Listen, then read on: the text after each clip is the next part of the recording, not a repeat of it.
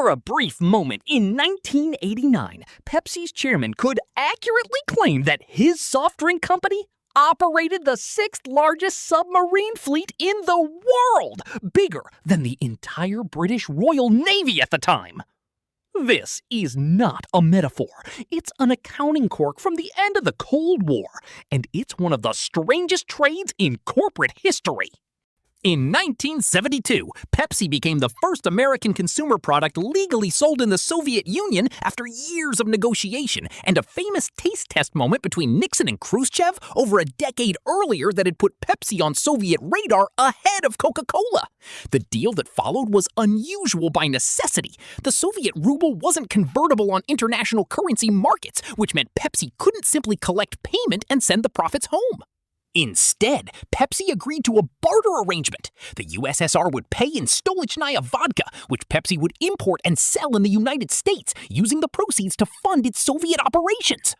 By the late 1980s, as the Soviet Union's economy weakened and its vodka exports became less valuable in the West, Pepsi needed a new form of payment.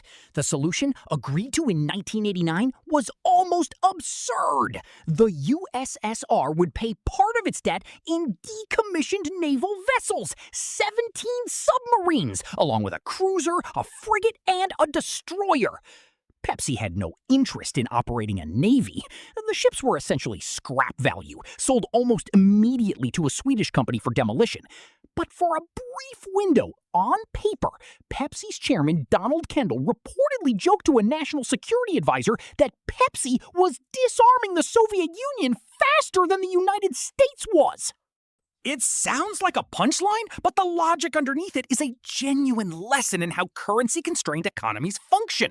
When a country's money can't be exchanged internationally, trade doesn't stop, it just gets creative.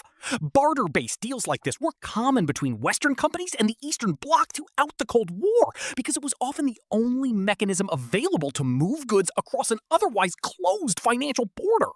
The submarine deal was really a debt-clearing exercise wearing a strange costume.